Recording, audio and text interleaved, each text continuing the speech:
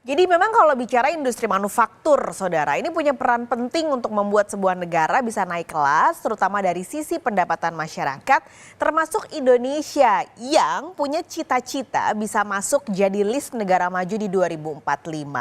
Tapi fenomena deindustrialisasi yang tadi dijabarkan Menteri Keuangan sebenarnya bisa jadi penghambat.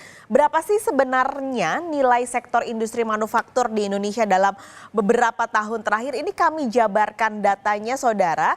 Tahunnya kami ambil menclok-menclok ya. Jadi 2000 kita melihat ke 2005, 2010, 2015 sebenarnya trennya ini kalau secara nilai terus meningkat. Hanya turun ketika di 2019 di 3.119 triliun, turun di 2020 karena kita tahu ini sedang terjadi pandemi sehingga nilai manufaktur di 2020 turun dibandingkan dengan 2019. Tapi Anda lihat secara nilai kalau di 2021 dan 2022 trennya sudah kembali meningkat meskipun memang secara rata-rata tidak sepesat ketika di tahun awal 2000-an. Sebenarnya kalau bicara tadi kalau Sri Mulyani bilang ada beberapa faktor gitu kenapa bisa terjadi deindustrialisasi. Pertama seperti berkembangnya sektor jasa. Lalu semakin banyak pabrik-pabrik ini menggunakan teknologi robot. Ada faktor lain sebenarnya dari terjadinya deindustrialisasi yang gak hanya terjadi di Indonesia tapi di negara-negara lain di dunia adalah karena kondisi ekonomi dunia ini serba tak pasti.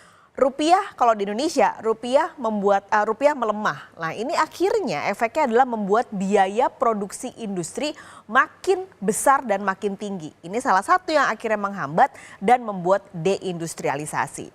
Kalau kita lihat secara nilai, saudara, ini trennya meningkat ya dari tahun 2000 sampai terakhir di tahun 2022 data dari BPS. Tapi kalau kita lihat kontribusinya terhadap PDB, kontribusi manufaktur terhadap PDB, trennya ini nggak kayak nilainya. Kita lihat saudara, masih dari BPS.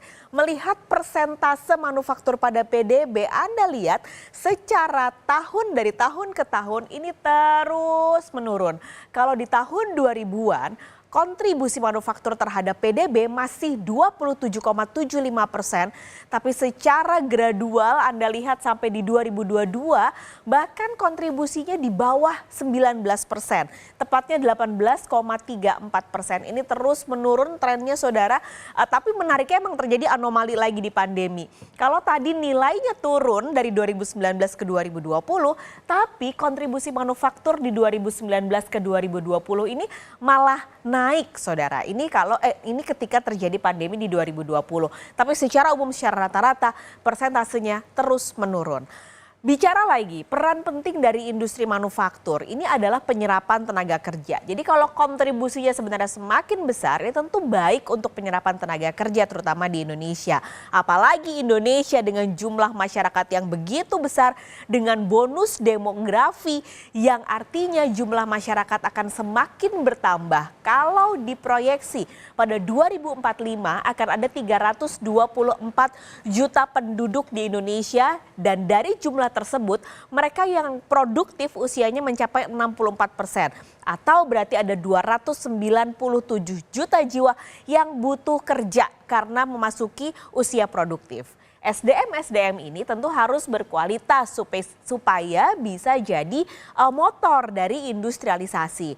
Tapi di saat yang sama, kalau sebenarnya industrinya meredup, maka ratusan juta jiwa produktif ini akan makin sulit cari kerja, saudara. Ini yang dikhawatirkan oleh pemerintah. Tentunya harapannya akan ada sedia payung sebelum hujan supaya di 2045 Indonesia benar-benar bisa naik kelas jadi negara maju dengan SDM yang berkualitas.